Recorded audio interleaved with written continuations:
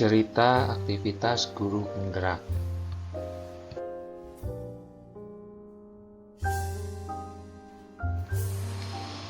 Aktivitas guru penggerak. Yang pertama, karakter disiplin. Yang kedua, kolaborasi dan penuntunan. Yang ketiga, berpihak pada murid. Yang keempat, inovatif. Yang kelima, reflektif.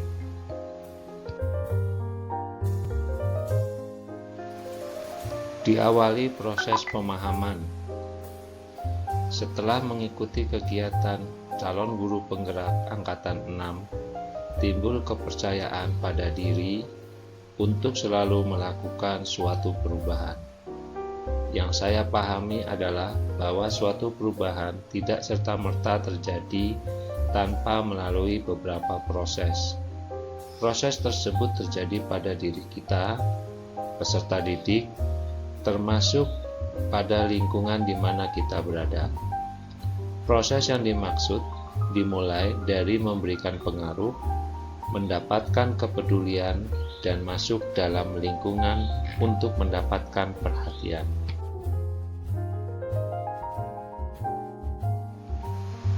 Kegiatan pertama adalah pembentukan kedisiplinan.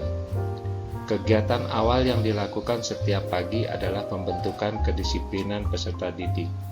Pembentukan kedisiplinan dilakukan sebagai suatu bentuk pembiasaan diri untuk bersih, rapi, dan indah. Hal ini diharapkan dapat membantu kondisi pembelajaran di kelas sehingga menjadi nyaman.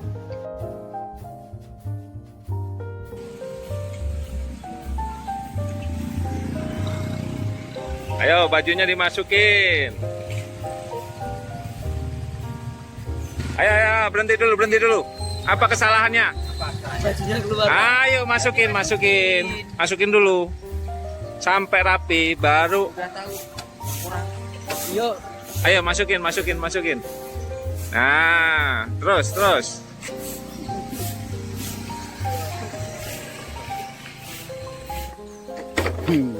Ya, ayo dimasukin ya, rapi. Yuk, naik lagi, ayo. Nah, selamat belajar ya. Masuk.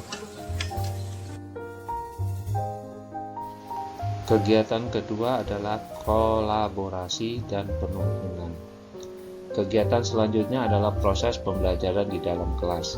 Salah satu kolaborasi yang dilakukan adalah membentuk kelompok pembelajaran. Tujuan pembentukan kelompok agar peserta didik bisa saling bertukar pikiran. Dan dalam mengerjakan tugas dilakukan penuntunan oleh guru agar tujuan pembelajaran yang dikehendaki dapat tercapai. Tugas kalian adalah membuat kelompok.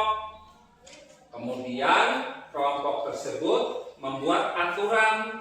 Contoh aturan. Aturannya terserah. Mau aturan sekolah boleh, aturan desa boleh, atau aturan di rumah juga boleh.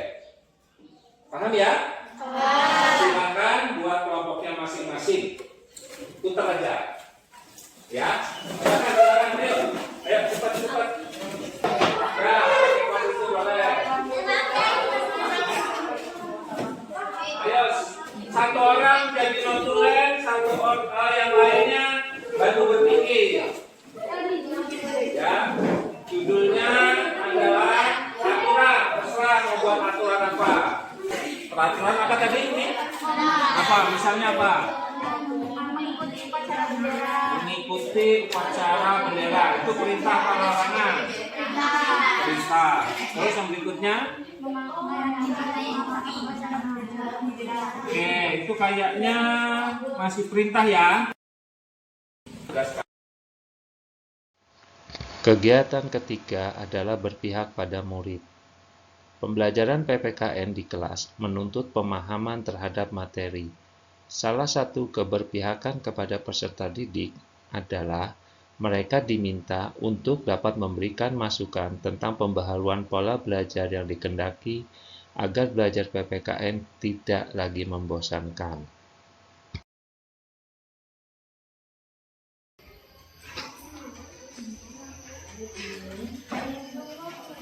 Ya enggak lah, pasti kan ada kepinginan. Oh, Pak pengennya ketika datang kita seperti anak SD dulu berbaris. Kita berbaris, terus ketua kelas nyiapin. Sudah itu masuk ke dalam kelas.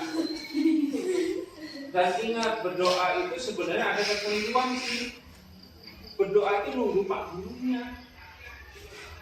Kan ada yang kelas yang belum ada gurunya udah doa. Begitu gurunya datang, sudah berdoa, sudah. Nah, posisi doanya bagaimana? Selama ini kan berdoa dianggap sebagai suatu rutinitas. Tapi berdoa itu bukan suatu rutinitas, tapi berdoa itu memang salah satu bentuk program.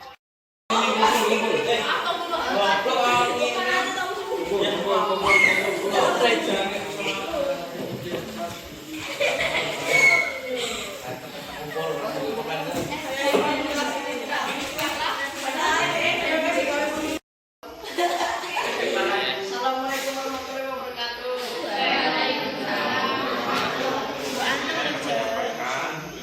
Saya ingin menyampaikan usulan tertib kelas. Keinginan saya saat masuk kelas, saya ingin kelas ini ketika belajar tidak ada yang berisik. Saya ingin kelas ini dikenal banyak guru. Saya ingin kelas ini bersih dan tidak karena kotoran dari guru. Saya ingin kelas ini peka terhadap semua mata pelajaran.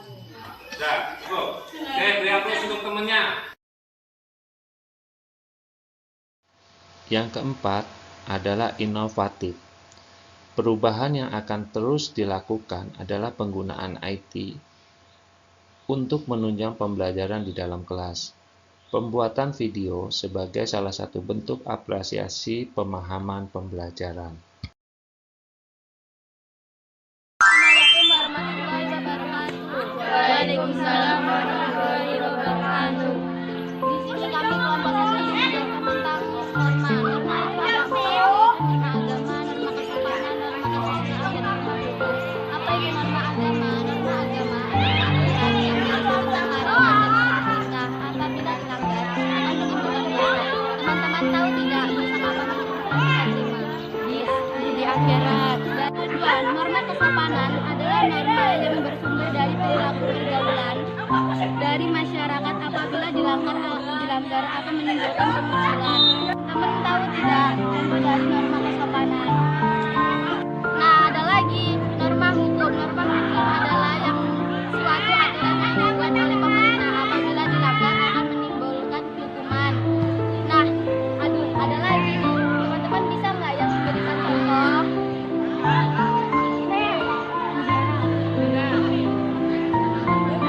Sekian penyampaian materi hari ini dari kami. Apabila ada kesalahan, kami meminta maaf. Wassalamualaikum warahmatullahi wabarakatuh. Kegiatan yang kelima adalah reflektif. Sebagai seorang guru, harus secara terus-menerus memikirkan, mengevaluasi, dan merencanakan apa yang telah, sedang, dan akan dilakukan di dalam kelas. Menjadi guru yang reflektif dengan menghargai usaha peserta didik, sekalipun hasilnya tidak sesuai yang diharapkan. Guru akan terus menyemangati peserta didik sehingga dapat memperbaiki segala kekeliruannya.